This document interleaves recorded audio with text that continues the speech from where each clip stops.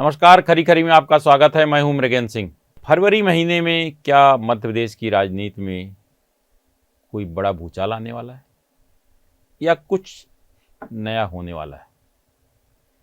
यह हम बात इसलिए कह रहे हैं कि मध्य प्रदेश सरकार के मंत्री, आदिम जाति कल्याण मंत्री विजय शाह के मामले में अब सरकार को अनुमति देना जरूरी हो गया है। हालांकि सरकार का रुख है, सरकार क्या करती है कुछ नहीं जानता, लेकिन जिस तरह से सुप्रीम कोर्ट का रुख है उसमें 2 फरवरी तक मध्य प्रदेश सरकार को अपनी स्थिति स्पष्ट करनी होगी कि क्या उनके मामले में अभियोजन की स्वीकृति दी जाती है नहीं। एसआईटी की रिपोर्ट के अनुसार अभियोजन स्वीकृति देना चाहिए, क्योंकि एसआईटी ने अपनी जांच जो की है उसमें ये साफ लिखा है, बीएनएस यानी भारतीय न्याय संहिता की धारा 196/1 के तहत अपराध बनता है। मतलब मध्य प्रदेश के मंत्री विजय शाह ने जो 11 मई को इंदौर के महू में मानपुर थाना के अंतर्गत जो प्रकरण दर्ज हुआ था हाई कोर्ट के निर्देश पर, उसके तहत इनको जो प्रकरण जिसके बयान के आधार प्रकरण दर्ज किया था उससे साफ है, हाई कोर्ट के निर्देश पर आईजी, तत्कालीन आईजी अब एडीजी प्रमोद वर्मा के नेतृत्व में जो एसआईटी गठित की गई थी, जिसमें प्रमोद वर्मा तत्कालीन आईजी सागर, वर्तमान में एडीजी जबलपुर, तत्कालीन डीआईजी छिंदवाड़ा कल्याण चक्रवर्ती, वर्तमान में डीआईजी सीआईडी, तथा एसपी डिंडोरी वाहिनी सिंह ने जो जांच रिपोर्ट की तो उन्होंने कहा था कि जो बीएनएस की धारा है उसके तहत अपराध बनता है। और पिछले 5 महीने से मामला ठंडे बस्ते में पड़ा हुआ था, इस कारण कि सरकार नहीं चाहती थी कोई ऐसी चीज़ हो। अब जब सुप्रीम कोर्ट ने मामला को संज्ञान में लिए शक्ति दी तो सरकार में अचानक हड़कंप मचा हुआ है। जो मेरी जानकारी है कि मध्य प्रदेश के मुख्यमंत्री डॉक्टर मोहन यादव और प्रदेश भाजपा अध्यक्ष के बीच इस मुद्दे पर विस्तार से चर्चा हुई है कि क्या किया जाए।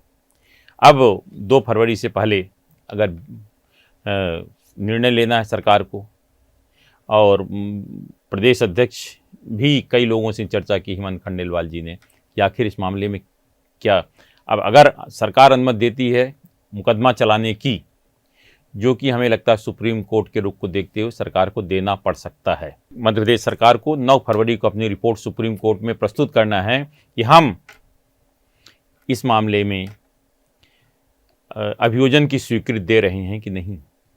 अब प्रकरण दर्ज हुआ हाई कोर्ट के निर्देश पर, अब सिद्ध भी है तो आप कैसे कहोगे कि भाई अभियोजन की स्वीकृति नहीं बनती है? उसमें सब कुछ साफ है, जिन धाराओं के तहत 196/1 के तहत जो बयान हो उसमें सारी से जो एसआईटी ने कहा है कि अपराध बनता है। अब इसमें सरकार अनुमति अगर देती है तो इसमें 3 साल की सज़ा हो सकती है।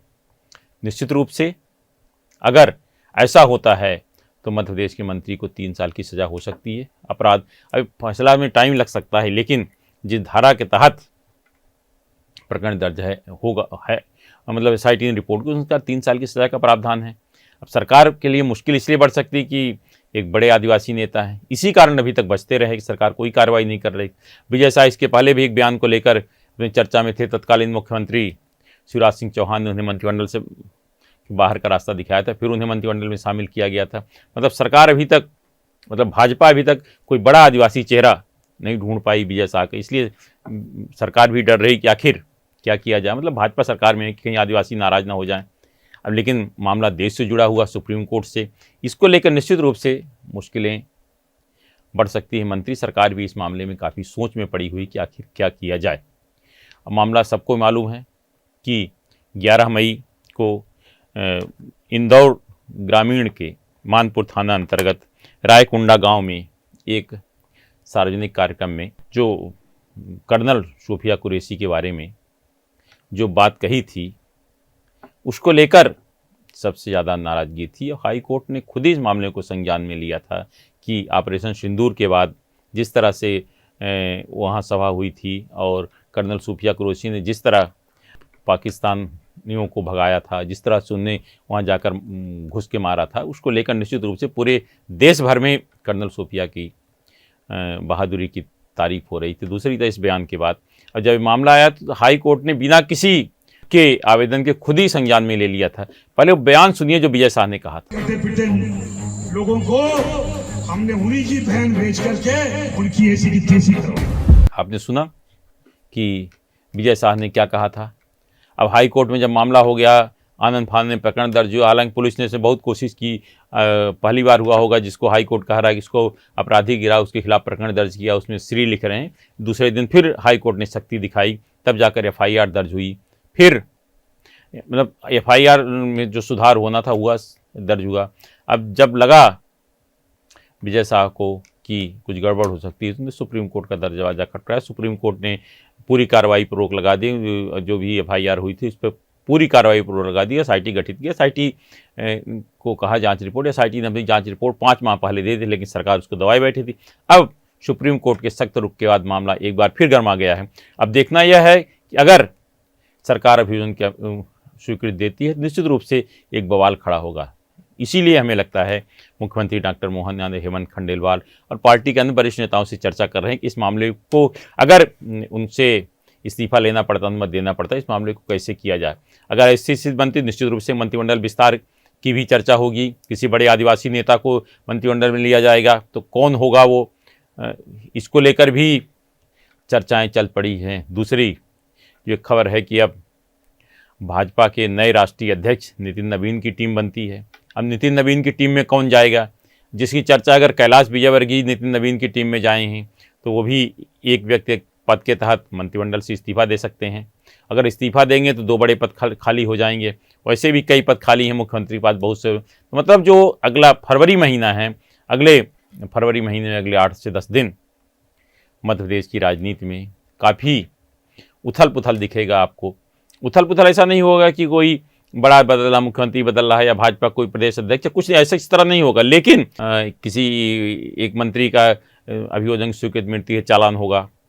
और दूसरा, अगर कैलाश विजयवर्गीय केंद्र में मतलब राष्ट्रीय कार्यकारिणी में जाते हैं, ये 2 बड़े बदलावों के लोग उम्मीद कर रहे हैं। इसी कारण कर रहे हैं कि फरवरी महीने में पहले से दूसरे 10-15 दिन में कुछ न कुछ मध्य प्रदेश की राजनीति में जरूर घटने जा, जिसको लेकर सबको इंतजार है। क्या होगा नहीं कहा जा सकता, लेकिन इंतजार जरूर है कि आखिर क्या होता है।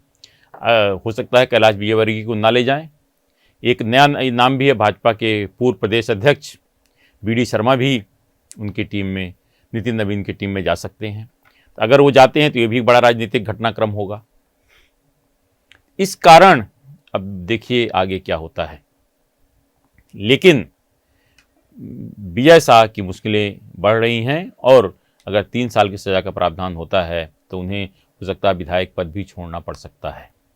पर यह भी समय लगेगा कि अगर अभियोजन स्वीकृत हो जाती है, चालान पेश हो जाता है, फिर कोर्ट का फैसला लेता है, लेकिन उनकी मुश्किलें बढ़ सकती है और वो हो सकता है इस्तीफा देकर कहें कि ठीक है, हमारे बेटे को, जो पहले भी एक बार बात आई थी कि उनको टिकट दे दे, वो शांत हो जाएंगे। अब ये इसमें निर्णय पार्टी हाईकमान को लेना है, लेकिन जल्दी ही आपको बहुत कुछ देखने को मिलेगा मध्य प्रदेश की राजनीति में। आज सिर्फ इतना ही। इस तरह की खबरों से जुड़े रहने के लिए हमारे चैनल पब्लिक वाणी को आप सब्सक्राइब करिए। आपके पास भी अगर कोई खबर है तो हमें ज़रूर बताएं, क्योंकि हमारा नाम है पब्लिक वाणी।